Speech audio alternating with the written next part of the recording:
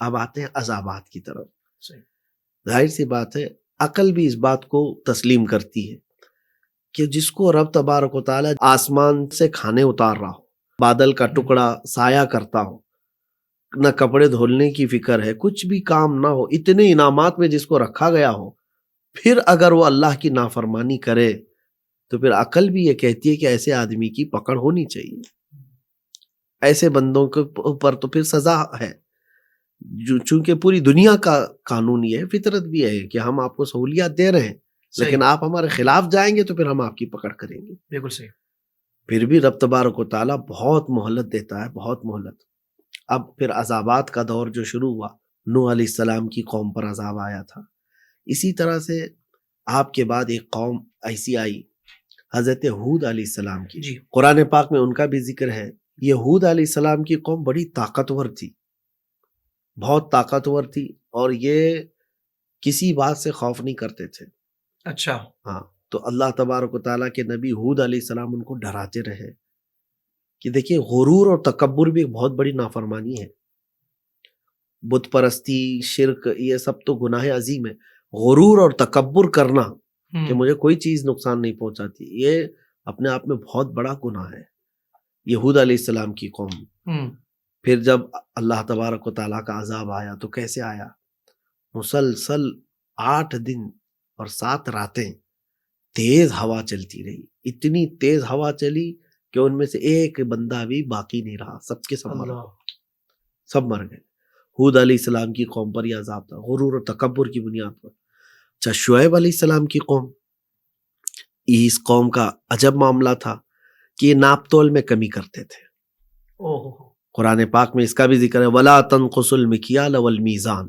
اللہ نے فرمایا کہ ناپ تول میں کمی ہرگز مت کیا کرو. وَلَا تَبْخَسُوا النَّاسَ أَشْيَاءَهُمْ. چیزوں کو جو ہے گھٹا کر کے لوگوں کو رکھنا اللہ تبارک و تعالیٰ کی بارگاہ میں سخت نافرمانی ہے. آج کے دور میں بھی ایسا نہیں کہ صرف شعیب علیہ السلام کی قوم میں تھا. ناپ تول میں کمی کرنے کی وجہ سے اس قوم کو جب شعیب علیہ السلام ڈراتے رہے اللہ کے حکم سے، تو وہ قوم کیا کہتی تھی؟ کیا ہوگا ہمارے ساتھ؟ آپ کا عذاب، آپ کا آنے والا عذاب بھی ہمارا کچھ نہیں کر سکتا تھا. ان کے ذہن میں بات یہ تھی کہ تاریخ میں 2-3 قسم کے عذاب آئے تھے، یعنی حضرت نوح علیہ السلام کے سیلاب کا عذاب، اور حضرت ہود علیہ السلام کے ہواؤں کا عذاب، اور پھر حضرت لوط علیہ السلام کی قوم جو بدکاری میں مبتلا تھی ان پر پتھروں کا عذاب. اللہ اکبر. نوکیلے پتھر برسائے گئے تھے جس سے ان کے بھیجے پھٹ گئے، نکل گئے، اور وہ ہلاک ہو گئی. پھر اس زمین کو اٹھا کر کے پلٹ دیا گیا تھا. تو یہ 3 عذابات ان کے ذہن میں تھے. تو وہ کیا کرتے تھے؟ شعیب علیہ السلام کی قوم کے لوگ پورے پہاڑ تراش کر کے ان میں گھر بنا چکے تھے. اب وہ کہتے کہ سیلاب کا پانی بھی یہاں نہیں آئے گا، ہواؤں سے کوئی پہاڑ اڑ کے نہیں جائے گا، اور پتھر برسیں گے بھی تو پہاڑ پر کچھ اثر نہیں کریں گے. یعنی اپنے زوم میں انہوں نے اپنی پوری تیاری کی ہوئی تھی کہ اس عذاب کا کچھ نہیں ہوگا. لیکن رب تبارک و تعالیٰ کے حکمت کے فیصلے وہاں تک کون پہنچ سکتا ہے؟ اب قرآن پاک میں ذکر ہے ان تینوں عذابات کے برخلاف ایک ایسا عذاب بھیجا، اللہ تعالیٰ نے ایک ہی فرشتے کو اتارا، جس میں روایات میں آیا حضرت جبرائیل علیہ السلام وہ آئے. اس قوم کے وہ بڑے بڑے گھر تھے، بستی میں آپ اترے اور آپ نے ایک چیخ ماری، آواز لگائی. فرشتے کی آواز تھی، جس کو چنگھاڑ کہیں یا چیخ، اور یہ آواز اتنی بڑھتی گئی، اتنی بڑھتی گئی کہ آواز بھی اپنے آپ میں بہت پاور رکھتی ہے.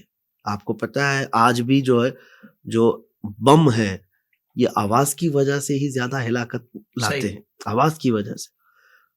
تو جبرائیل علیہ السلام کی آواز اتنی تیز ہو گئی، اتنی تیز ہو گئی کہ یہ جتنے اپنے پہاڑوں کے بنے ہوئے گھر تھے اس میں اپنے کانوں میں انگلیاں ڈالتے رہے، آواز سے بچ نہیں پائے، جس کے بعد ان کے کانوں سے بھیجا نکل گیا. اللہ. اور دوسری صبح دیکھا گیا تو سب کے سب اوندھے منہ گر کر کے مرے ہوئے تھے. اللہ کے عذاب اس کو کون ٹال سکتا ہے؟ جب رب تبارک و تعالیٰ کی پکڑ آ جائے تو پھر کوئی نہیں بچا سکتا. تو یہ مختلف، اچھا یہ تو 3 سے 4 عذابات کا میں نے ذکر کیا. جی. موسیٰ علیہ السلام کی قوم پر جتنے انعامات ہوئے ہیں نا اتنی قسم کے عذابات بھی آئے.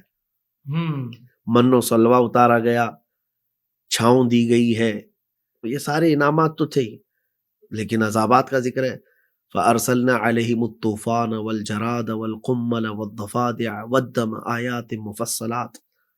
رب تبارک و تعالیٰ فرماتا ہے اس قوم پر طوفان کا عذاب بھی آیا، اور جراد یعنی ٹڈیوں کا عذاب آیا تھا.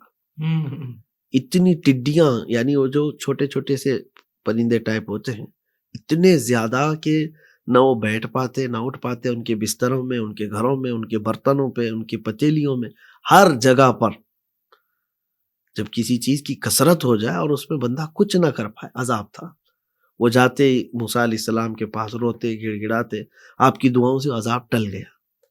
چند دنوں کے بعد پھر نافرمانی اسی طرح کی، پھر اللہ تبارک تعالیٰ نے جوؤں کا عذاب بھیجا. جوئیں جو سر میں ہوتی ہیں وہ اتنی کثرت سے ہو گئی کہ ان کے کھانے پینے ہر جگہ پر جوئیں، نہ وہ کھا سکتے تھے کچھ بھی نہیں. پھر انہوں نے توبہ کی، اللہ نے وہ عذاب ٹال دیا. پھر مینڈکوں کا عذاب آیا، مینڈک بھر گئے پورے علاقے میں، پھر توبہ کیا، اس عذاب کو بھی اللہ نے ٹال دیا. اور اس کے بعد خون کا عذاب بھی آیا کہ یہ جہاں برتن رکھیں، پانی بھر کر رکھیں، خون بن جائے. اچھا، اور ایک بات، جو ایمان والے بندے تھے ان پر یہ عذابات نہیں تھے. یہ رب تبارک و تعالیٰ کی مشیت ہے کہ وہ جس سے چاہے عذاب کو روک لے. سبحان اللہ. تو ایمان والے بندے وہ ان عذابات میں نہیں مبتلا تھے. تو ہوتا کیا تھا کہ یہ فرعونی، یہ جو بنی اسرائیل کے نافرمان تھے، بھوکے پیاسے کہ کچھ بھی کھانا چاہیں تو خون بن جا رہا ہے، کھا بھی نہیں سکتے، پی بھی نہیں سکتے. تو ایمان والوں کے پاس جاتے اور کہتے تم اپنے ہاتھوں سے کھلاؤ کہ تمہارے کھانے میں تو خون نہیں ہوتا.